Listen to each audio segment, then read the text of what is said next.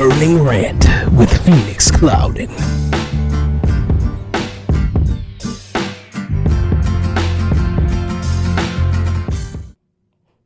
Black voters, we need to talk. As I sit here on March 4th, 2020, the day after the Super Tuesday contest, I'm left confused, baffled, flabbergasted, disgusted, and overall exhausted from what I've seen from my fellow citizens. Joe Biden has emerged as a Democratic frontrunner thanks to some timely dropouts and endorsements from the scattered field. What happened first was that Joe Biden got a major influential endorsement from Representative Joe Clyburn in South Carolina. It was that endorsement that shifted a lot of people in that state to go for Joe. That late shift gave him an overwhelming victory, and then the fix was in. Anyone who followed politics knew Joe was going to win South Carolina, but the media narrative spun out of control.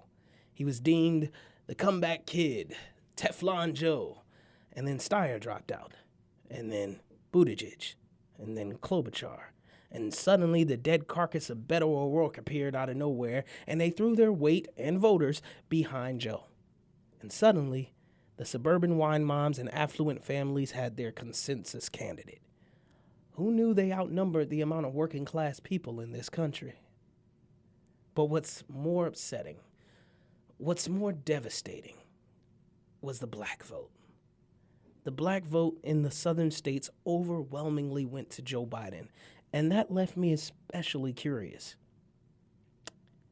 The poverty rate among blacks in Alabama is 27%, 31% in Arkansas, 28% in Minnesota, 25% in South Carolina, 30% in Oklahoma, 27% in Tennessee, 20% in Texas, and 18% in Virginia.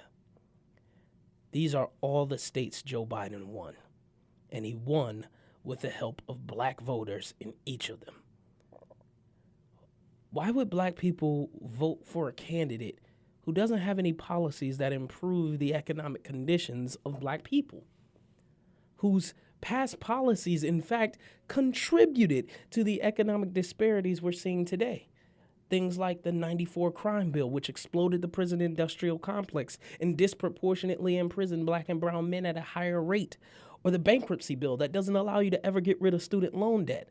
Or the bill that he pushed that allowed credit card companies to charge the highest interest rates. Why would black people support a candidate who said on the debate stage that black people don't know how to raise their children? Make sure that we bring in to help the teachers deal with the problems that come from home. The problems that come from home, we have one school psychologist for every 1,500 kids in America today. It's crazy. The teachers are retired. I'm married to a teacher. My deceased wife is a teacher. They have every problem coming to them. We have to make sure that every single child does in fact have 3, 4, and 5-year-olds go to school, not daycare, school. We bring social workers into homes of parents to help them deal with how to raise their children. It's not that they don't want to help. They don't know quite what to do. Play the radio. Make sure the television, make sure you have the record player on at night, the phone. Or that poor kids are just as smart as white kids, implying white people are just naturally smarter than the rest of us. Or the fact that he lied about his entire civil rights record, including being arrested in South Africa trying to see Nelson Mandela. How did black voters in these states miss all of this information? Or why did they hear it and reject it anyway? Simple. Laziness and apathy. There are still too many black people in this country who rely on cable news.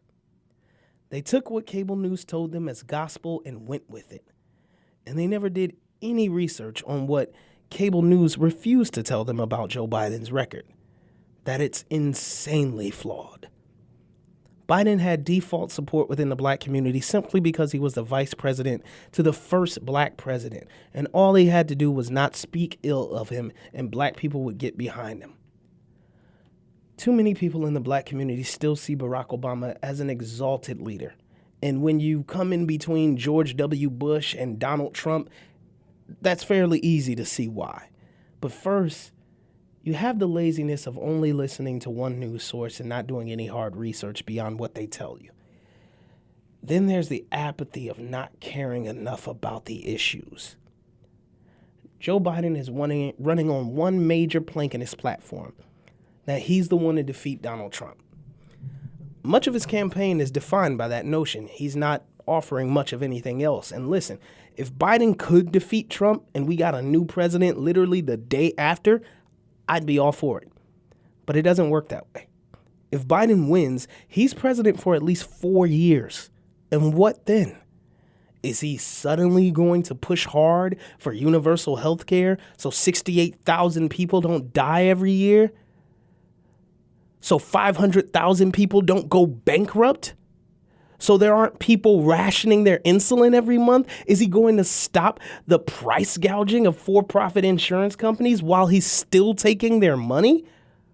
Or what about climate change?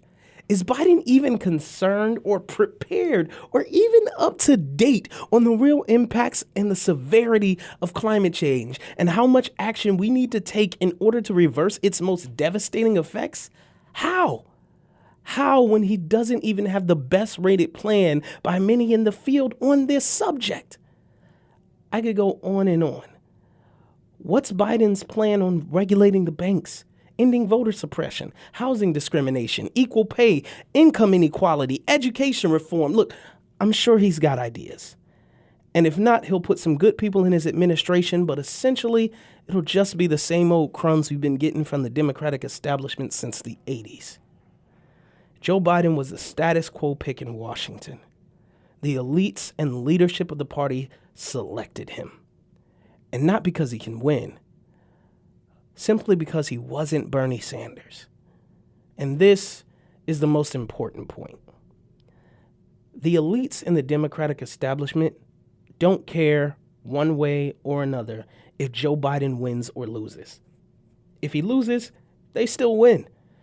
They still get their big paychecks and they still get to go on cable news networks and bloviate about all the things Trump is doing that's bad. And they'll still get their tax cuts and keep their loopholes and their tax havens because Trump is still on their donors' sides regardless. And if Biden wins, same deal.